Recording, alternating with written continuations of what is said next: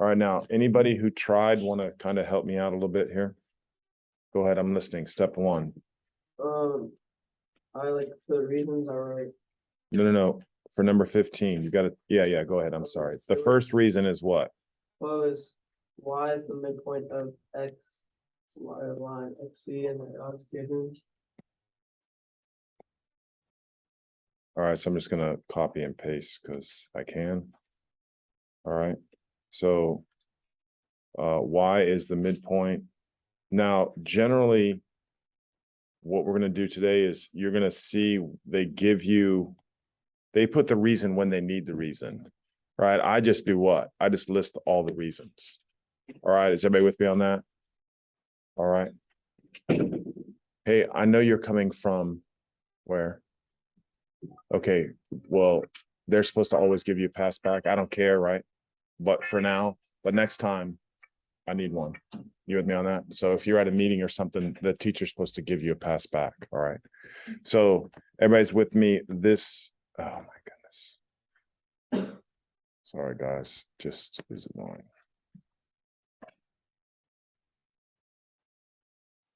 All right, here we go. So step number one. There we go. I was trying to say that I just list all the given for step one. I don't care. I know I'm going to have to use it. All right. So step number one is given. Now, it also says that XY is congruent to WY. Does everybody agree with that? Mm-hmm. So I'm going to mark XY congruent to WY. All right. So that's how you mark your shape. All right. Or that's how you mark the segments congruent. Is everybody with me on that? All right. Now tell me the next step. Then you have to like write it as like xy equals w1. Okay. Now we're not talking about equaling as far as numerically. Are you with me? So I don't really think we need that in this step.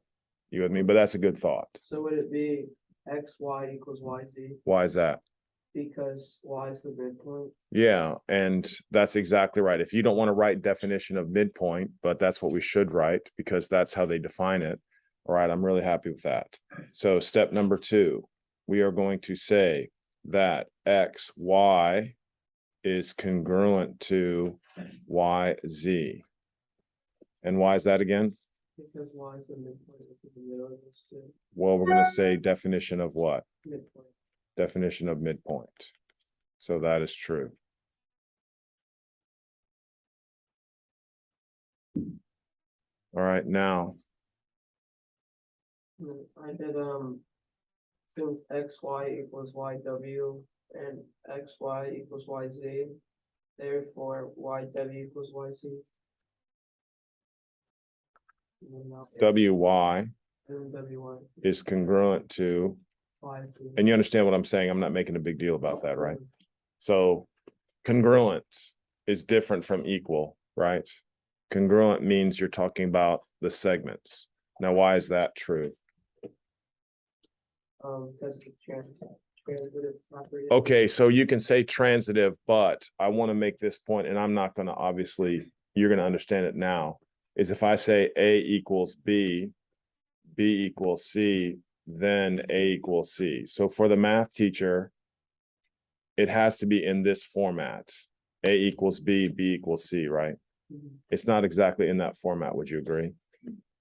So if you wanted to, you could switch technically these two around and say the symmetric property says WY is congruent to XY, right? Then you could say transitive property. All right, but the transitive property can also always be said as just a what?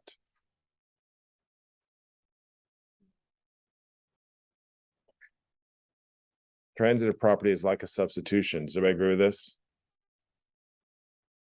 All right, guys, I know it's early. I know you're excited about getting your pictures taken and you're thinking about, all that good stuff. All right. Does everybody understand the difference between transitive property and substitution? Is there really a difference? Everybody with me? Right? You could say a transitive property is a what? Substitution. All right. I think I'm just talking to myself. So we'll assume everybody understands since nobody wants to talk. All right. So that again is the end of the proof. Is everybody happy with that? Anybody have any questions? Pretty straightforward, pretty easy. All right. We knew that was true. Obviously, it was true. All right. But we have to write out why it was true. All right. Now, does anybody want me to speak about anything here? Anything else on this page? Anybody want me to say anything else on this page? Anything on this section before I collect it? I'm just going to keep you a little bit honest. That's all. What? I didn't know how to do, like, I have no idea what you're saying. like the back face. What did you need me to do? I just said the state postulate that shows that the statement is true. Okay. So EG contains point E, F, and G. It's true, but like, I don't know, like, what to do after that. Well, how do you, where would you go to find the postulates? Do you know? I don't know.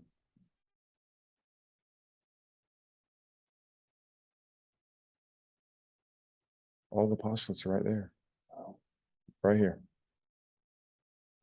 It's one of those postulates. Right? okay. All of the postulates are right there. That's why I put them at the front. So you didn't have to look them up in your book. Do I want you to name, oh, that's postulate 2.1? I don't want you to say, oh, that's postulate 2.5. Nobody does that. All right. You're kind of just renaming the postulate. That's why I kind of like it. All right. So again, look at the postulates. Through any 2 points, there's exactly one line. Through any 3 non-collinear points, there's exactly one plane. A line contains at least 2 points. A plane contains at least 3 non-collinear points. If 2 points lie in the plane, then the entire line containing those points lie in the plane. If 2 lines intersect, their intersection is exactly 1 point. And if 2 planes intersect, their intersection is a line. You have to decide on which one of those 7 are these questions asking about. All right. That's it. All right. Is everybody okay with that? Everybody understand that, right? All right. Let me pause and collect. The reason why I don't like filling out 1 through 8 is because I like to do the what? The proof myself. If somebody lists them step by step, then you've got to follow them step by step and put in their information. And sometimes you see things what? Differently. So it might be harder for you. All right. But for now, we're just going to practice writing in a few things. All right. So here we go. We want to make sure we read the given. Q is the midpoint and R is the midpoint. Does everybody agree with that? So Q is the midpoint of PR. Step number 1, that's what? Given. All right. Now, because Q is the midpoint of PR, I'm going to come up here. I'm going to put a mark here and I'm going to put a mark here. So now why is PQ equal to QR? Say it again. Yeah, it's the midpoint, but we say it's what? The definition of midpoint. All right, definition of midpoint. Now, step 3 says R is the midpoint of QS. So what's true? Given. All right, that is given. Now, right off the bat, I combine 1 and 3 into one statement. Does everybody agree with that? So I would have 1 less. All right. Now, why is QR then equal to RS? Definition of midpoint.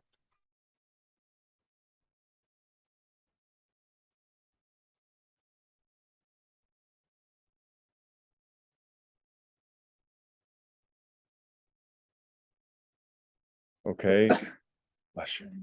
Now, step 5 says PQ is equal to RS.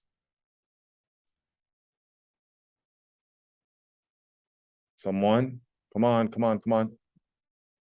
Tell us. Substitution, or we could say what in this, or we could say transitive, right?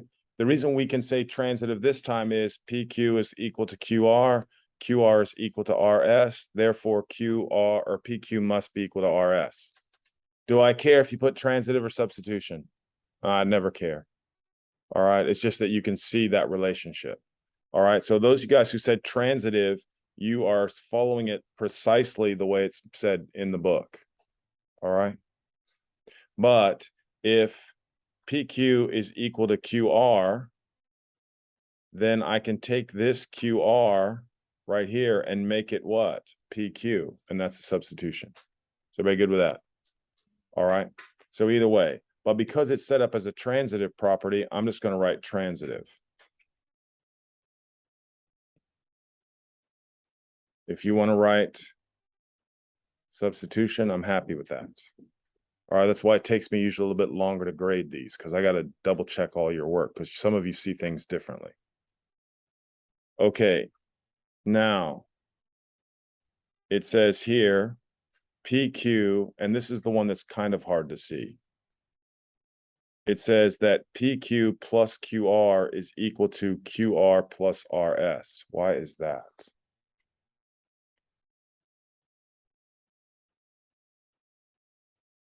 Anybody tell me?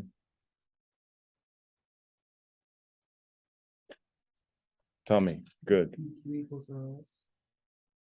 Okay, so what I want you to do is I want you to look at this right here. And then I want you to look at this right here. And then I want you to look here. And I want you to look here. Isn't that, uh-oh, not there. But here.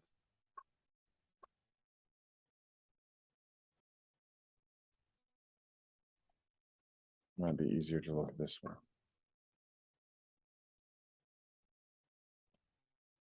I'm trying to give you a little hint. What are we doing? We're adding what?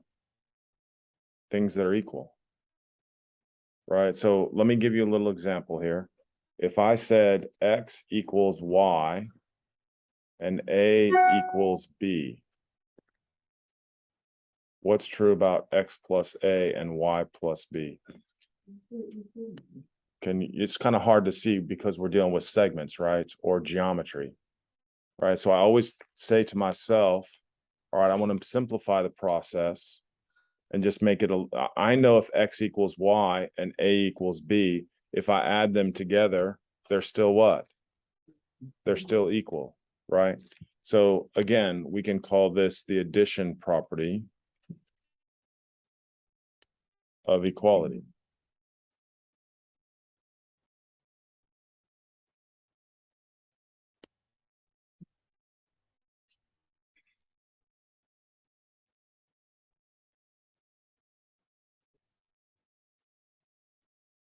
Okay.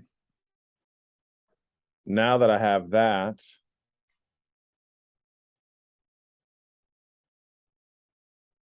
why is that true? And why is that true?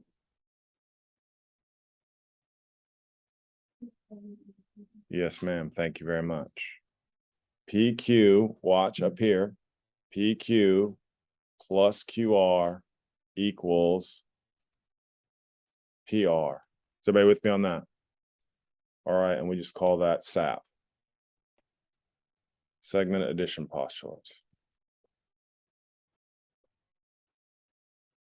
Now, technically, it's the segment addition postulate written what? Twice, right? So if I was doing that, I would write that on two different lines. All right, so that's why we're a little bit different. All right, but it's a segment addition postulate twice. All right, so now someone who's following along, tell me why PR has to equal QS then.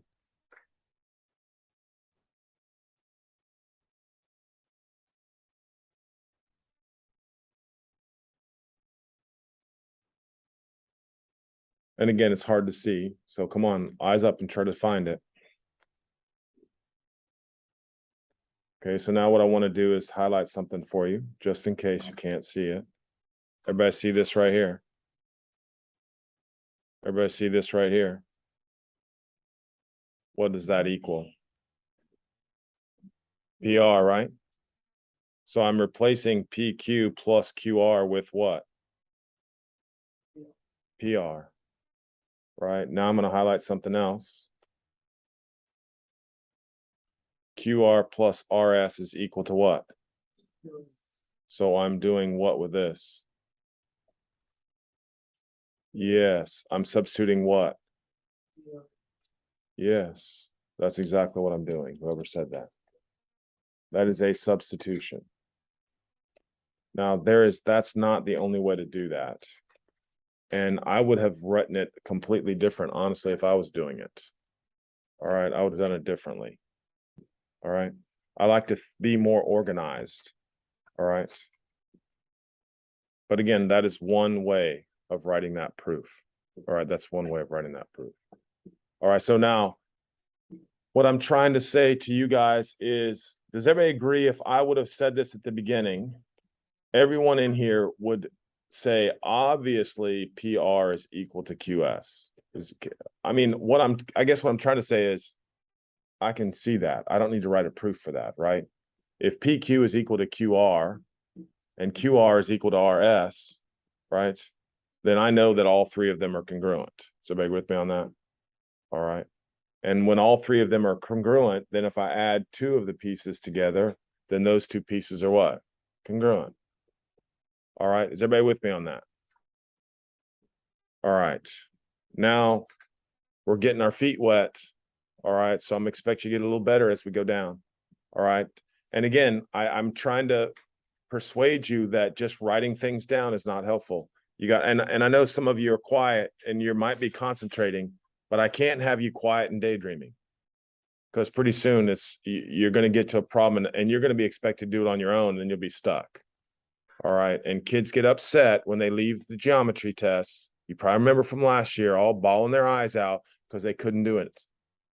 They couldn't do it because they never tried. All right. Second semester is much easier than first semester. Second semester, we don't do the proofs as much, but first semester is tougher. All right. So you got to try. I'm just telling you, got to try. All right. Here we go. So now let's look at this.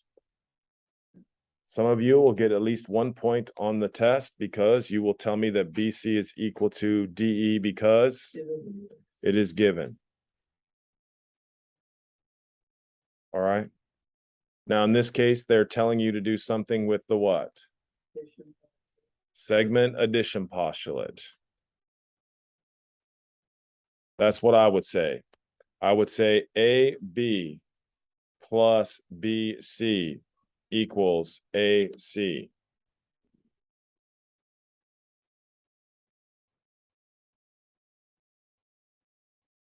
All right, someone be brave now. Come on. Some of you guys who normally sit there like stumps. All right. Come on, get involved. All right. Next statement. Tell me, Aiden, good.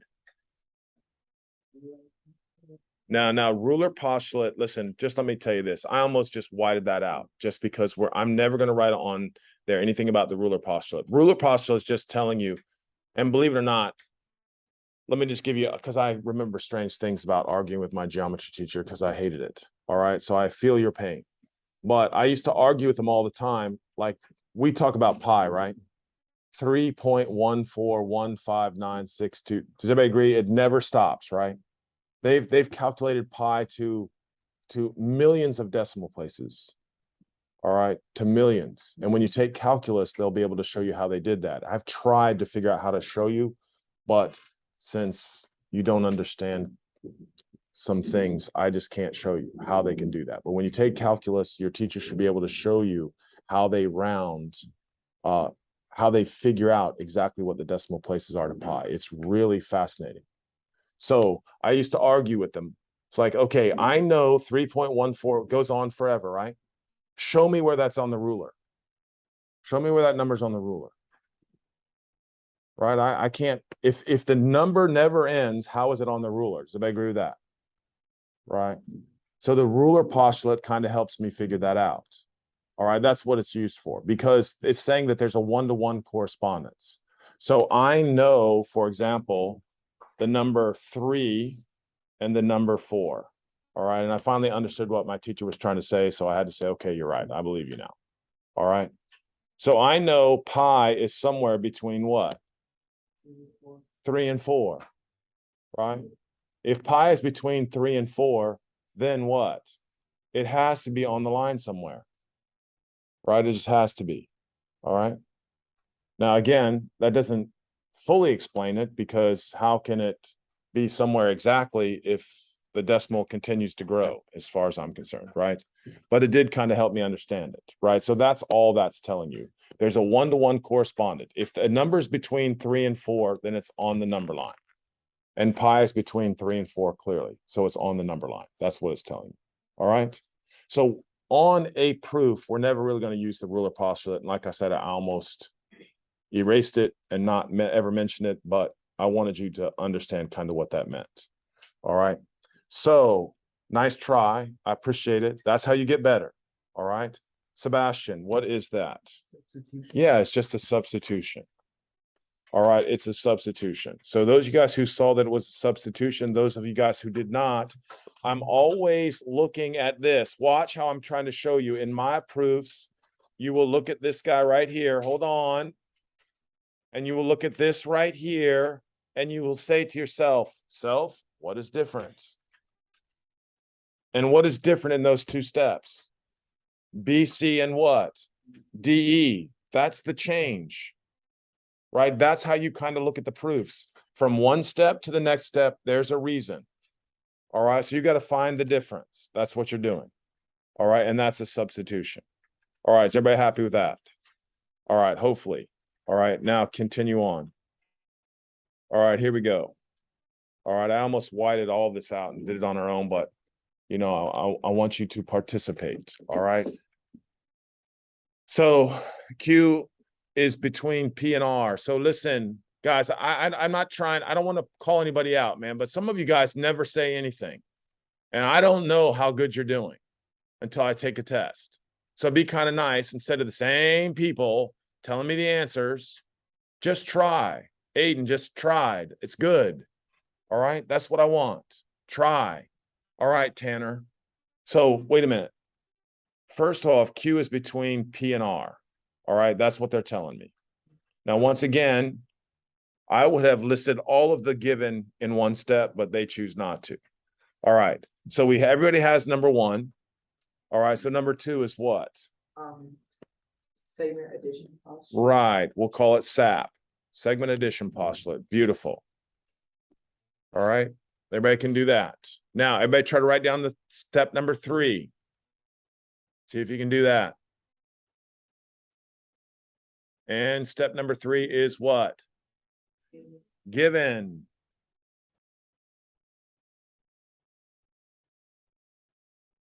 So if R is between Q and S, then what? Someone else. Go. Thank you very much. QR plus RS equals QS. That's the only way you're going to get better at it. You might as well try. No one cares if you're wrong. All right, simple as that. Segment addition postulates.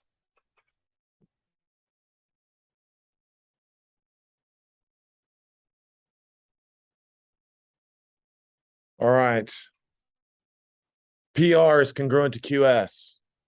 Why is that?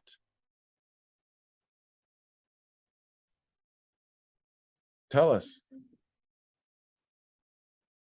What are we substituting? Because I can't really see it. Uh-oh, I missed something. What is it? It's just given. That's why I don't like waiting on the given. Does everybody see? It just gets hidden sometimes. And then I forgot, right? Does everybody see that? Right. That's why I don't like to do it that way. I like just to do what? Write the 3 steps for the given, just write it down the first step, and then I just use it when I need it. Is everybody with me on this? All right. So they sometimes, and on the test, sometimes I do fill-ins. right? You're just gonna have to fill it in the way they want you to fill it in, which is annoying. I don't like doing that. And eventually you'll tell me, just can we do it ourselves? And I'll say, yes, that's what I want to hear. So this one is definitely given. So let me write that in and then you can ask me what? Oh, okay, okay. So now what? Let me see, because I don't know. So PQ plus QR and QR plus RS.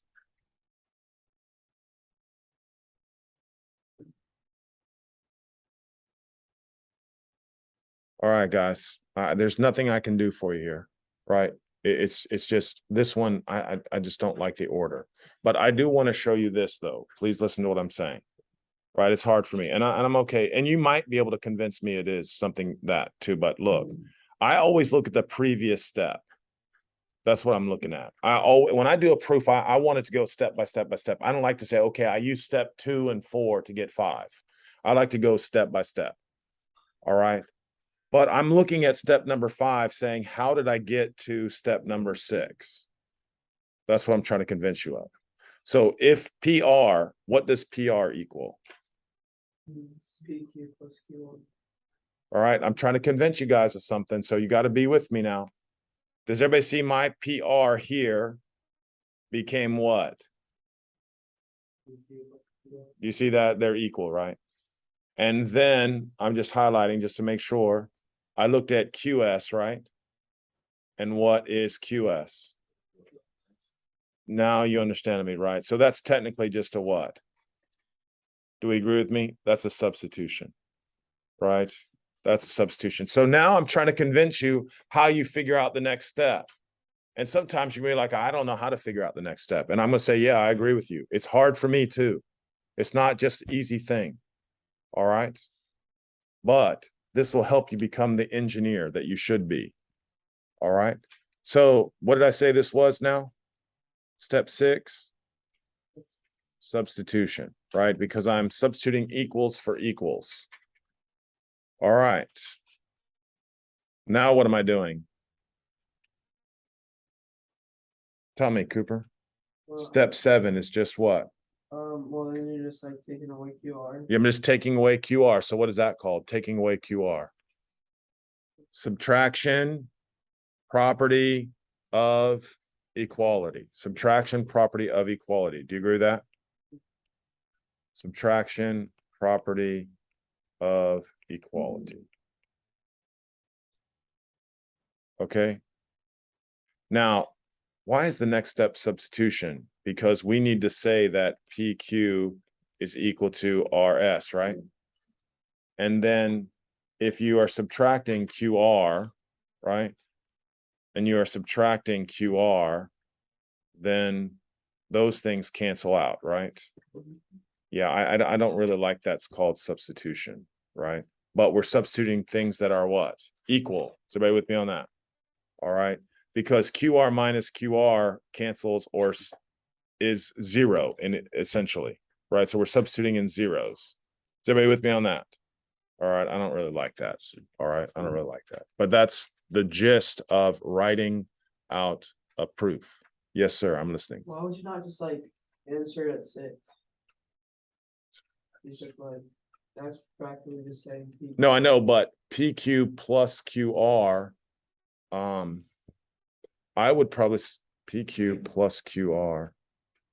No, it's got to be the subtraction property of equality, right? Because you're trying to prove, okay, so maybe I wasn't clear on this, and you tell me, right? I'm trying to prove PQ is equal to RS. So the last statement is always the proof. So some of you will get 2 parts, right? You'll put down the given and you'll put down the proof, and then you'll have 2 steps, right? All right. But all of this in here is the important stuff. Did I answer your question right? The last step has to be the proof. The last step has to be the proof, or it's not right. All right, guys, I appreciate it very much. Appreciate it. Let's go continue on. Step 3.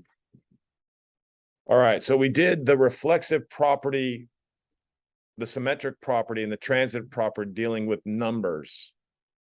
All right, they also deal with geometry. So segment AB is congruent to segment what? AB. That's the reflexive property. All right, symmetric property is the same principle.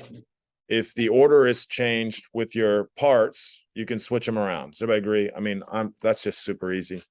Same thing with transitive property. If AB equals CD and CD equals AF, then AB equals EF. So what I guess I'm trying to tell you, it's just not with numbers, right?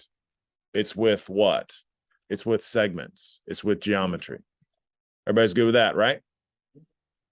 All right, let's have some more fun. All right, so let's knock out number 3. So AB is congruent to DE. And what else is the given? BC is congruent to EF. Everybody with me on that?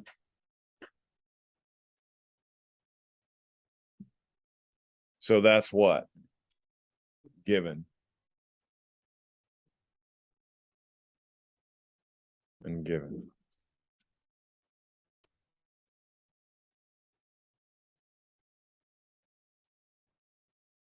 Now here, and I'm going to be honest with you, sometimes I think they're a little bit inconsistent because now they're going from congruence to what? And what did I say that was from yesterday? Very good. Definition of congruence. All right. If things are congruent, they are also equal. So that was good. Thank you for remembering that. Definition of congruence. Definition of congruence. See, I would have written that in 2 steps. Oh. Okay, let me explain now. Right. I would, if I was writing this proof, I would have left this out by accident. All right. The measures are equal, correct? Measures are equal. Sides are what? Congruent. So when we add things together, you're adding distances, correct? That's why they want you to use what? Equal. If you're doing this on a test and you forget that you can't really add segments, right? You add lengths, correct? So technically all congruence should be what? Lengths, which means you have to convert congruence to what? Equals by using the definition of what? Congruent. All right, but that's to me is kind of tedious, right? So if you leave that out, do I really care? No, I don't really care. Because to me, congruence is equals like the same thing. All right, is everybody happy with that explanation? All right, so if you forgot that, I'm not going to say, oh, you missed the proof. All right. So because of that, now I have here AB plus BC equals DE plus EF. Why is that? What are we substituting? Tell me, Aiden, go ahead. That because I don't think it's a substitution, is what I'm saying. So say it again. So in order for us to use the transitive property, at some point, you have to tell me that AB plus BC is equal to something else. All right. I'm okay with that. Tell me, good, Walt. Yes, why? Because I'm adding what 2 steps? 2 and what? Come on, guys. Is everybody with me? 2 and 4. Right. That's another reason why I don't like putting them on different levels. Right. If I would have just put 3 with 1, then my eyes would be easier for me to see that all they're doing is adding AB and BC and DE and EF. Is everybody happy with that explanation? All right. There's nothing I can do. You're having to visualize things. So we're going to say that is the addition. Yeah, addition property. Thank you. Of equality. Addition property of equality. Good for you. Tell me what the next step is. So tell me now why AB plus BC equals AC. Look at the figure. Tell me why AB plus BC equals AC. They are linear, but it is the segment addition postulate. All right. Again, don't be discouraged. All right. You'll get better as we go through it. I promise. All right. I promise. So both of those are what? DE plus EF equals DF. What is that? Also. Yeah, segment addition postulate. Segment addition postulate. Okay. Now what? All right, so I know it's hard to see, so we're gonna look up AB plus BC. What does that equal? So I'm replacing AB plus BC with AC, and then I'm substituting what? DF for DE plus EF. Does everybody see that? Right, and that again is what? Substitution. So why, if they're equal, are they congruent? Very good. Definition of congruence. All right, sorry guys, I appreciate it. Listen, try 4 and then 5 and 6 and 7. Well, that's too much. That's too much. Here we go, guys. I want everybody to try 4. Everybody's trying 4. And let's do 1 through 5. And I'll help you with the other 2 tomorrow. No, actually, here we go. Listen, please do me this favor. Just try number 4. And please, this is what you're telling me. I want you to go back and make sure you understand proof number 2 and proof number 3. Just read through each line and say, okay, that makes sense. That makes sense. That makes sense. And then I'll help you finish this whole worksheet tomorrow. All right. What? No. Addition property of equality. Is that what you're asking me? Oh yeah, definition of congruence. Yeah, it's weird, right? It's very weird. Thank you guys. Great job. Great job. Great job. No,